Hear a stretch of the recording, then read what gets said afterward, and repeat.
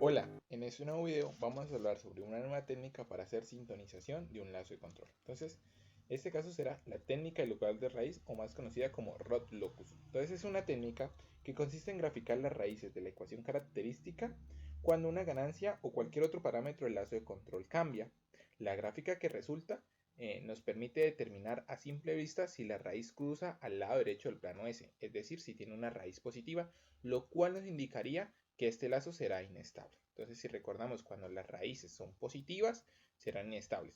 Pueden tener parte imaginaria, pero la parte real debe ser negativa. Entonces, si partimos de este lazo de control en el que tenemos nuestro controlador y ya nuestro proceso combinado, entonces tenemos que el proceso con el sensor, la válvula es S más 5 sobre S más 1 por S más 4. Entonces, si analizamos el sistema por diagrama de bloques, obtenemos que la función de transferencia resultante será la que vemos en este momento en pantalla. Ahora, analizando la ecuación característica que vamos a tener, entonces tenemos 1 más Kc por S más 5 sobre S más 1 por S más 4. Entonces aquí vamos a ver dos términos importantes, los polos y los ceros. Entonces, los ceros son aquellos que se encuentran en el numerador y los polos son aquellos que se encuentran en el denominador. Entonces, las raíces de cada uno de esos parámetros. Para analizar el sistema por Rod Locus hay 7 reglas. Regla 0. Simetría de la raíz con el eje real. Siempre con el eje real vamos a tener simetría. Más adelante lo vamos a ver. Regla 1. Habrá tantas ramas como polos de lazo abierto. Entonces, en este caso hay dos polos. Vamos a ver que hay dos ramas. Segunda, las ramas parten de los polos de lazo abierto y se dirigen a los ceros o hacia el infinito. Regla 3. El lugar de raíz pasará sobre el eje real. Regla 4. Número de ramas que parten hacia el infinito es igual a los números de polos menos el número de ceros. La regla 5 nos dice que las ramas que parten al infinito lo hacen de forma asintótica a las líneas que se irradian en ángulos definidos, es decir, la forma en que se van al infinito tiene un ángulo. Regla 6. Las líneas que se irradian lo hacen desde un centro de gravedad, es decir, estas líneas van a partir desde un punto o asintóticamente a ese punto. Entonces ese centro de gravedad se halla como la sumatoria de los polos menos la sumatoria de los ceros sobre los polos menos los ceros. Y la regla 7 nos dice que las ramas que parten o llegan al eje real siempre lo hacen en un ángulo recto y lo hacen en un punto determinado. ¿Y este punto determinado cómo se halla? Lo hallo como igualando la sumatoria de 1 sobre z menos los ceros igual a la sumatoria de 1 sobre s menos los polos. Entonces, teniendo nuestro lazo de control, vemos que tenemos los polos en menos 1 y en menos 4 y el 0 en menos 5, es decir, la raíz de cada uno de los factores.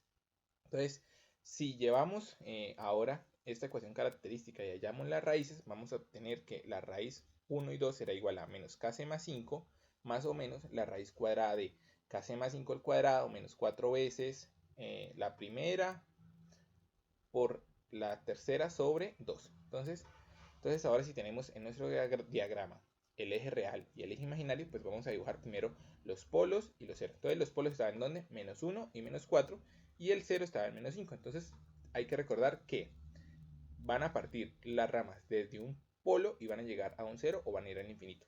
Entonces vamos a analizar en qué parte pueden estar esas raíces. Entonces hay que recordar primero cómo se hace. Entonces nos paramos en un polo y miramos a la parte derecha.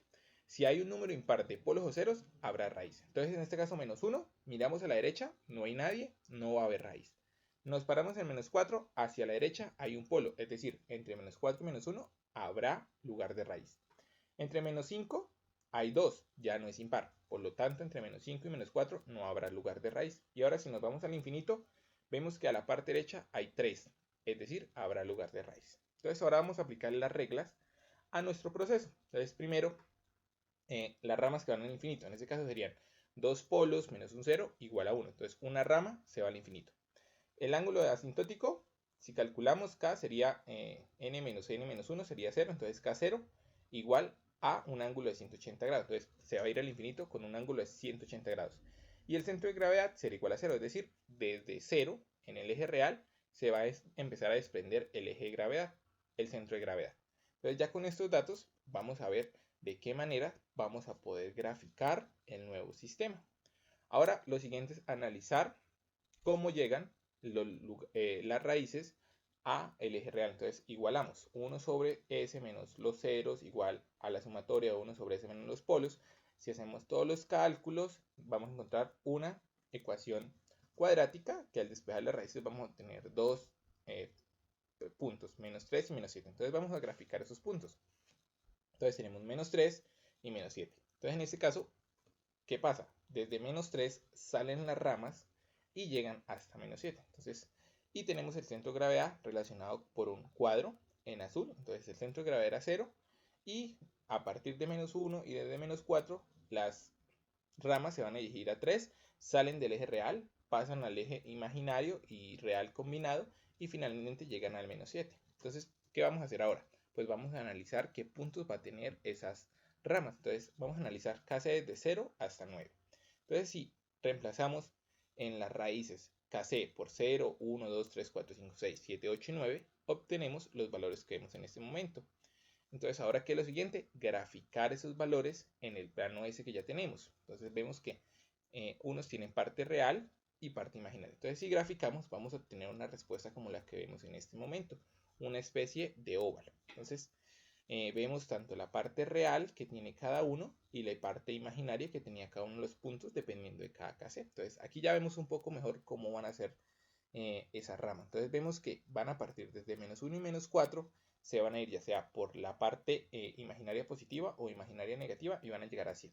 Entonces, ahora si hacemos la gráfica ya en un graficador mejor, vamos a obtener lo siguiente, que parte desde menos 1, llega a 3, sube a la parte imaginaria positiva y se dirige finalmente al menos 5 que era el 0. Y la otra rama parte de menos 4, se dirige a la parte imaginaria negativa y parte hacia el infinito. Entonces ahí vemos como las dos ramas, una va a un 0 y la otra rama va al infinito. Bueno, eso es por todo este video.